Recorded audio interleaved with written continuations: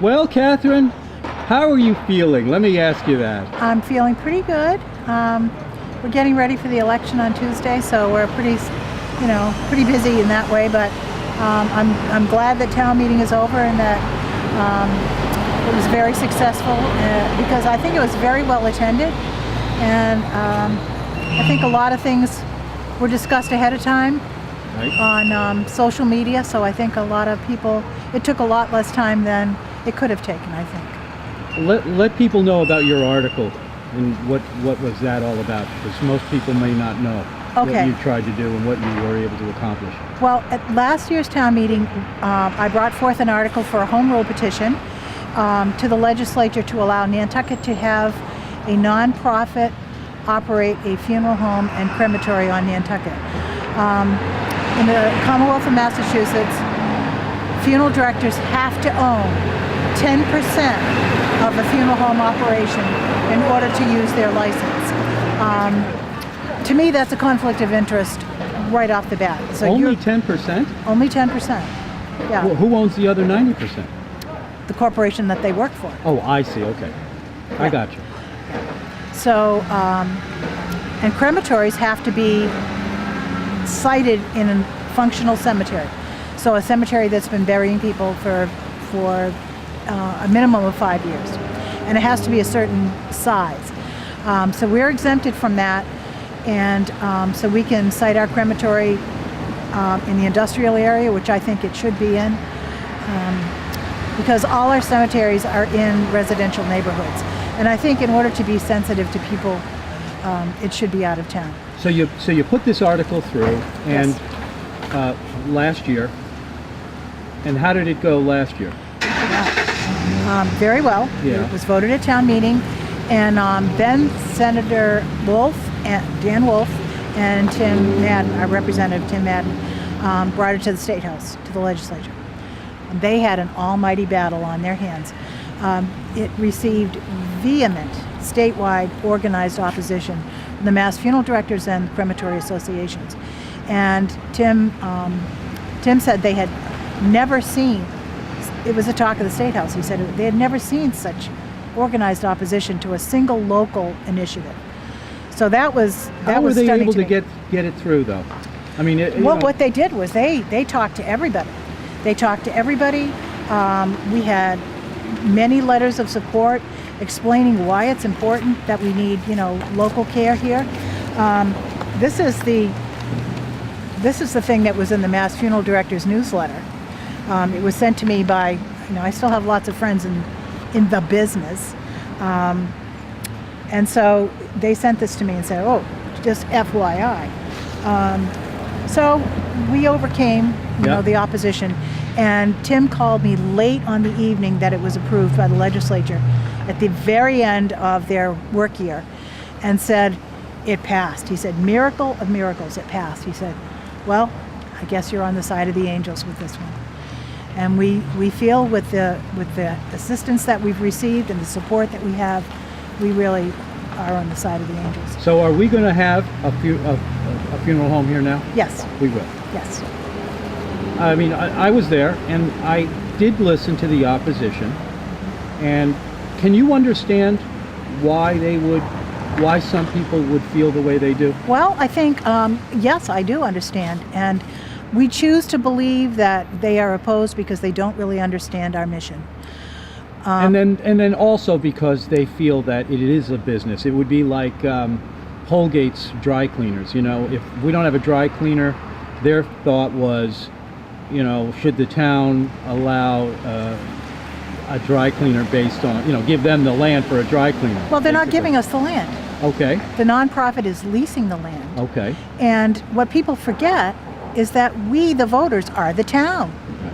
It's our land. Yep. And we still have the power to decide who serves us best through our elected officials and what serves us best. So I believe that the legislature recognized that this nonprofit will serve Nantucket the best. And also that this is something that the people want. It's something they believe they need. And the enthusiasm that we've seen and the support, people have Our builder's going to build for cost. Yeah. Have you got it all ready to go? Oh. I mean, is everything really? Yes. When are we going to break ground on this? Well, we need to finish raising the funds. Oh, okay. And everything is set up. We're registered with the Commonwealth of Massachusetts. We're registered with the Attorney General. We are a nonprofit corporation. Our mission is to serve the people of Nantucket as a funeral service, not a funeral business. Right. So the profit motive is gone. All we need is to sustain it, which it will sustain itself. We have a low death rate, and in the past, a business has not wanted to open here because it's just not Okay. going to pay them to do it.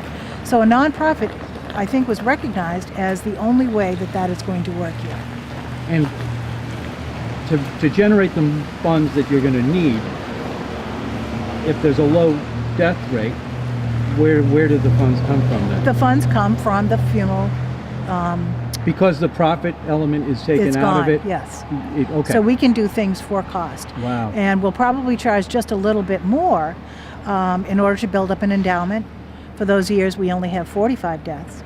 And that the Right. years that we have perhaps 80 deaths like we did this past year, that will give us a little cushion to expand. And we've already figured out what our costs will be, our operational costs, with the salary for the funeral director. We have a 2-bedroom apartment that's planned over the funeral home. So we have a lot of options open to us. One of the options that we have is that we can hire our own staff, our own professionals. We can contract with the Off-Island Funeral Home to, run the operation. And I have spoken Okay. to a couple of the off-island firms about that.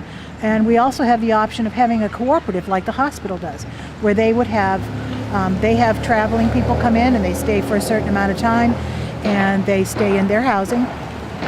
We could have a rotating series of people that come in to service, our operation. So things will be a lot less expensive for people if they go through the nonprofit.